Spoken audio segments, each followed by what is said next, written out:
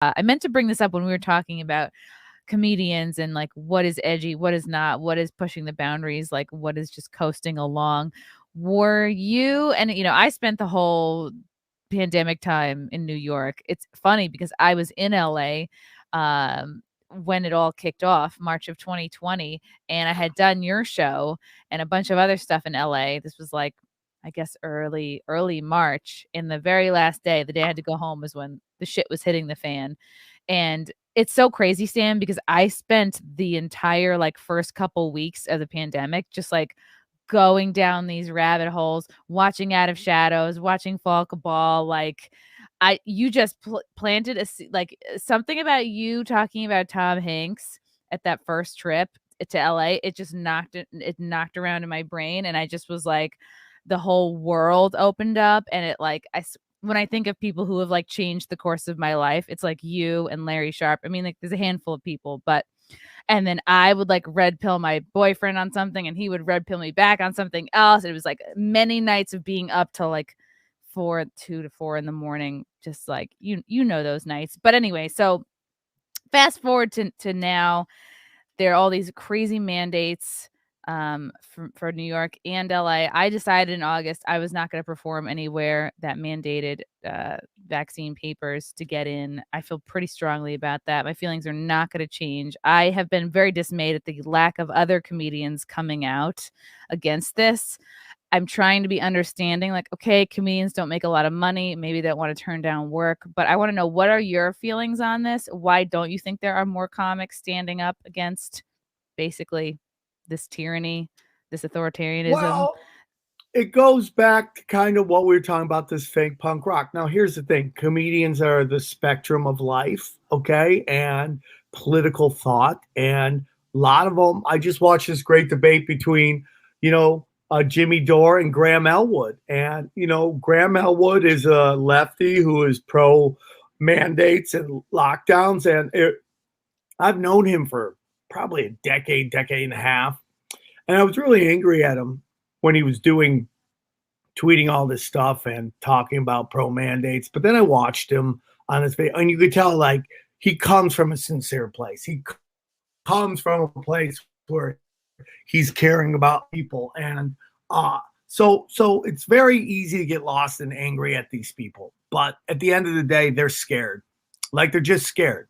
And it was really easy, going back to what we were talking about earlier. It was very easy when we all had the same beliefs about the R's and the D's, and who the D's represented the little people, and the R's represented the big corporate governments and the military industrial complex. And everything was so easy when these are the good guys. But now it's blended so much that there's this group of people that can't change they can't come to grips with that. They can't. They can't, like, don't vote for D's doesn't mean you're voting for R's. And that's all they tell themselves. If I don't vote for D's, the R's are going to win. Well, it's like, is it better to vote for people that are lying to your face? And that's what's going on with these guys. Listen, man, so much of like this anti-establishment shit that was forced down our throats for most of our life was just hidden psyops for keep the powerful people in power. It was all theater.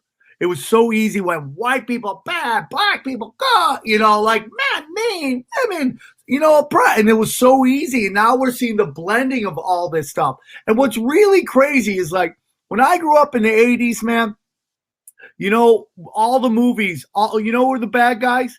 Fucking jock kids, right? Jock white guys, right? But you know who else they were? They were the rich kids. The rich white kids were the jocks and the meanies. Now we fast forward to today, it's still the rich kids. But now they're all the progressive, blue-haired fucking softies that are using this kind of internet behind your back way to kneecap you if they don't like you. They're the same kids. It's the same kids. Rich white kids. I can't tell you how many of these Me Too motherfuckers out here, both men and women, that are okay with kneecapping people that they love, okay, because they're just mean to women. They're just mean. No proof, no allegation, no proof, just allegations, and they clip their friends. But yet when somebody gets accused of pedophilia, they don't say nothing.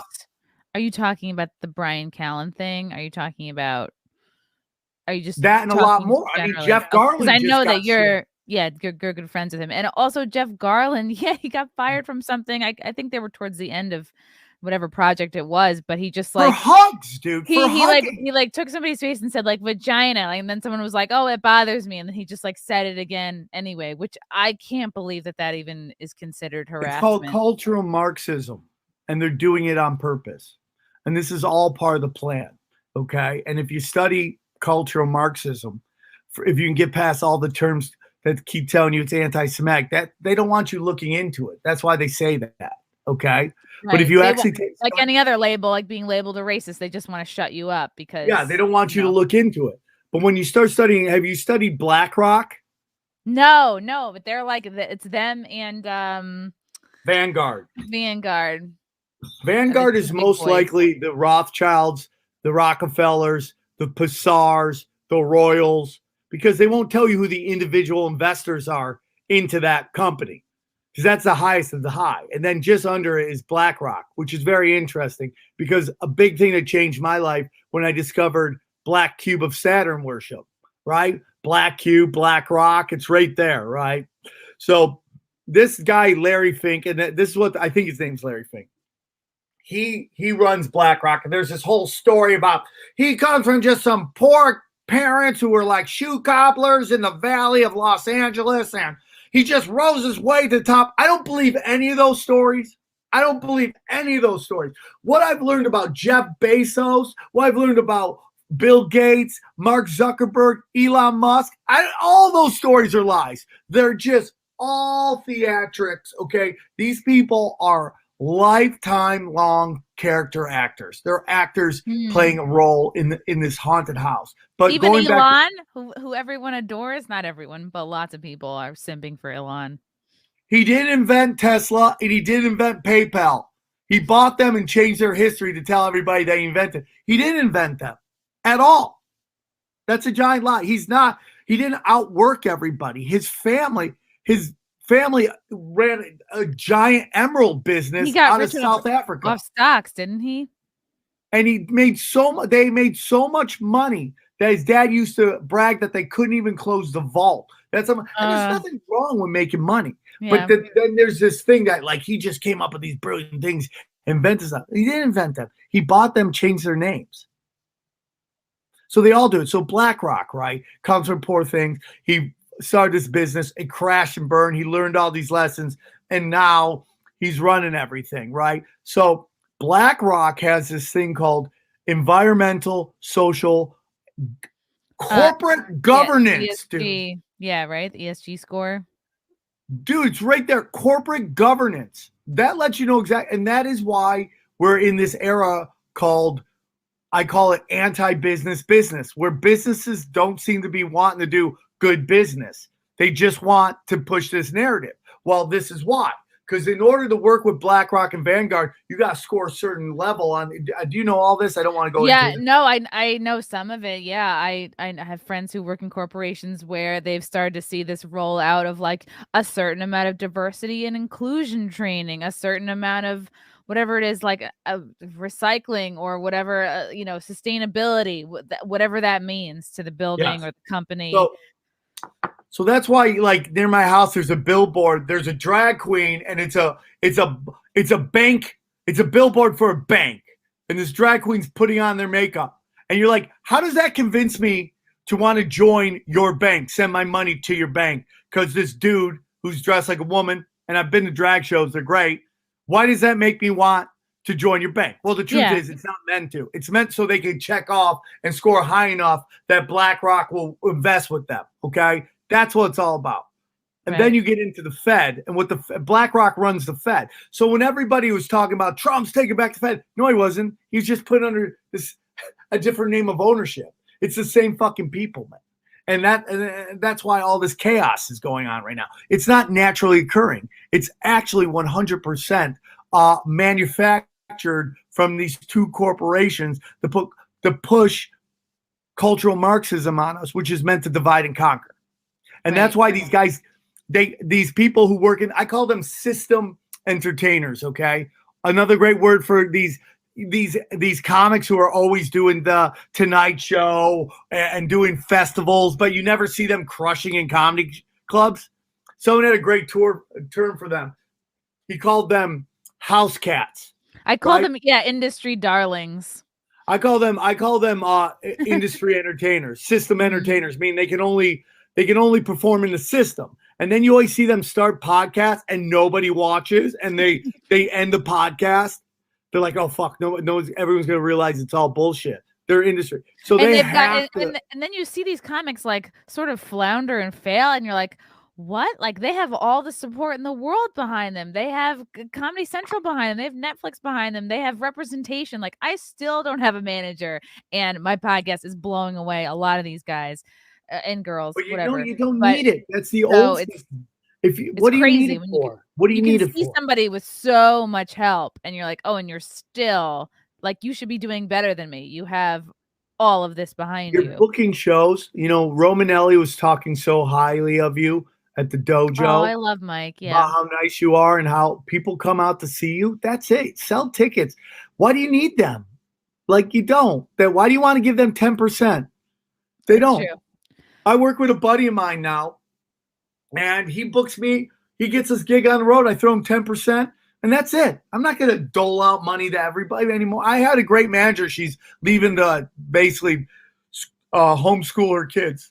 Oh. And she really helped me out. And, she's like, I'm going to go. I'm like, okay, that's cool. I mean, I would love to still have her because she helped me when no one else would. But right now it's like I'm doing everything I want on my own. I'm doing my podcast and I'm booking my own gigs. And once you start selling tickets, you're making way more money than you make in this really old way that is the comedy club circuit. Now, there are clubs I'll play because they were very kind to me back when no one would book me. But outside that, which ones do you House like? of Comedy in Phoenix, and I think they're opening one in Dallas. And then, Edmonton, I recorded an album there. So they've always treated me well when nobody else would. So I'll always play their rooms. But outside that, it's like I'd rather just do my own show. Miami Improv is the only club that I'll go, okay, I'll do this improv because it's just Miami. You get paid a week to go hang out in Miami. I'll do it all anytime. But outside that, I'm going to start going places and just getting the door.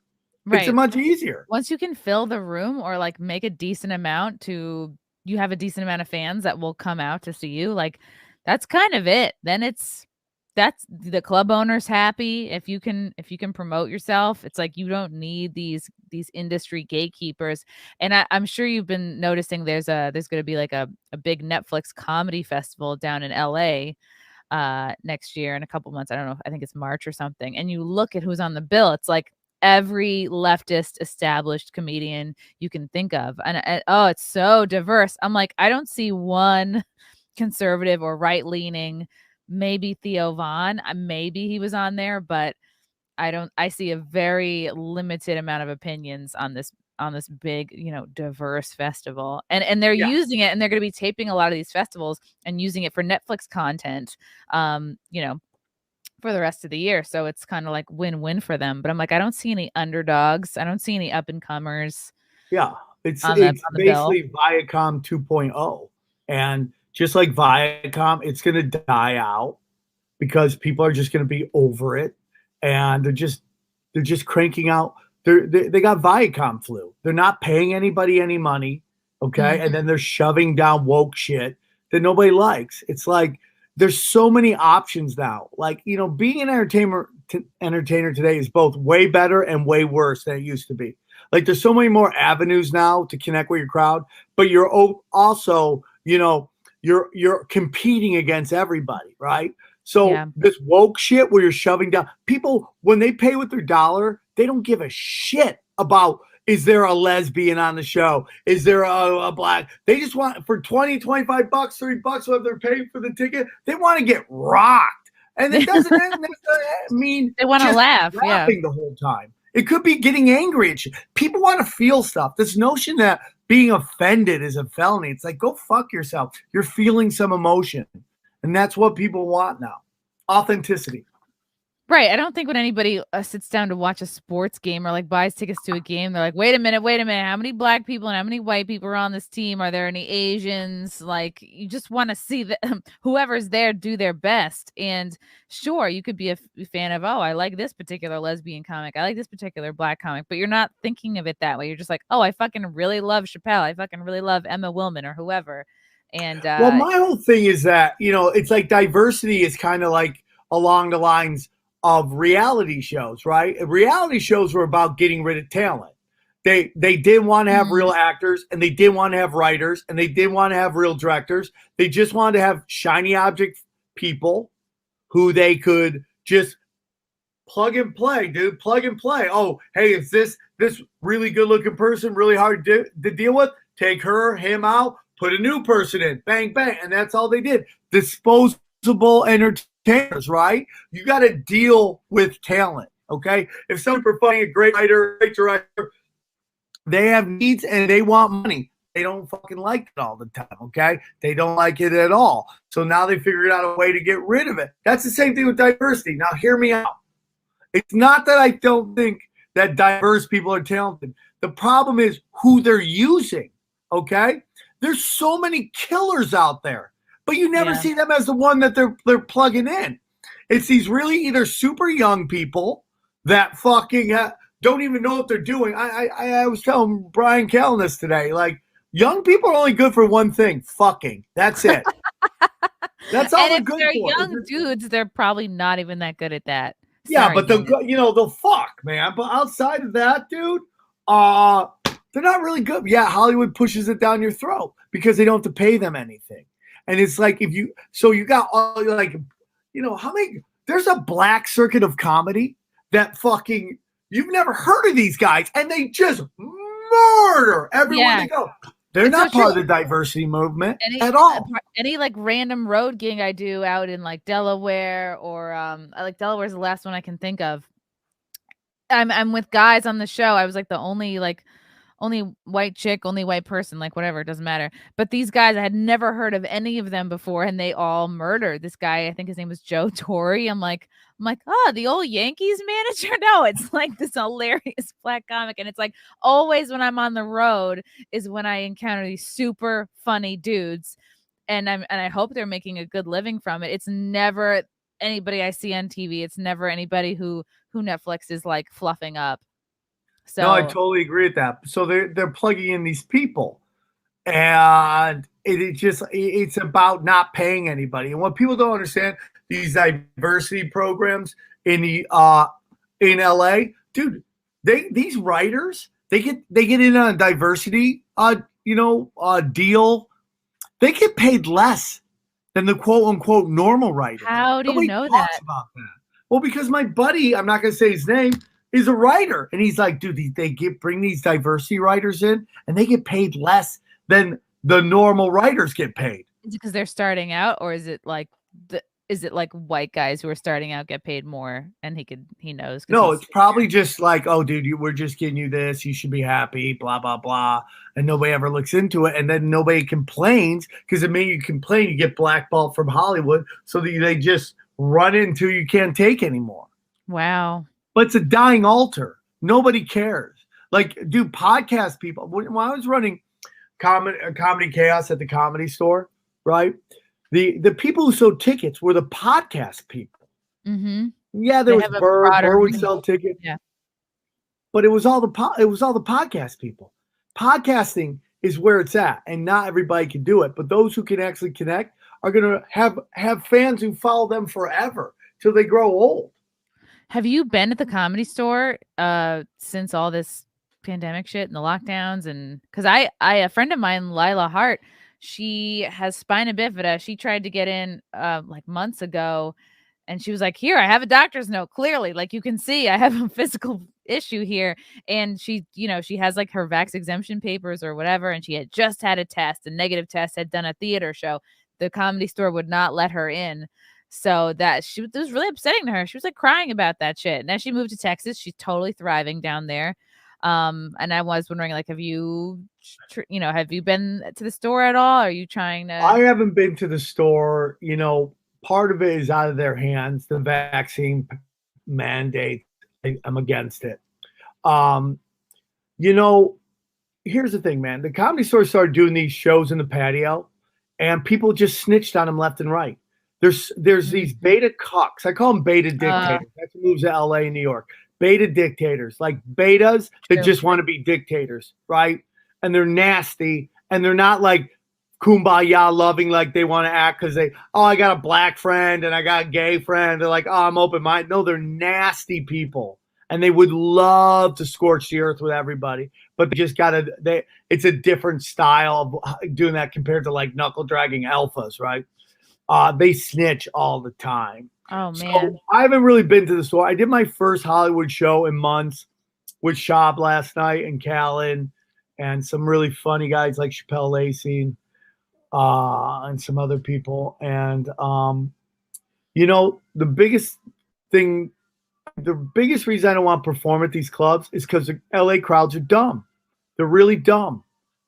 This is headquarters. It's so similar to New York. It really is. Like, I had performed a couple times before the mandate stuff came out, and it just felt different. Like performing to New York City crowds since the pandemic. I'm like, oh, the only people that are left in this city are like broke college students or a very specific kind of person that's like, I'm not leaving New York City. Or it's like the people who could afford to move out have done so. And what remains is like a much less diverse like group of people.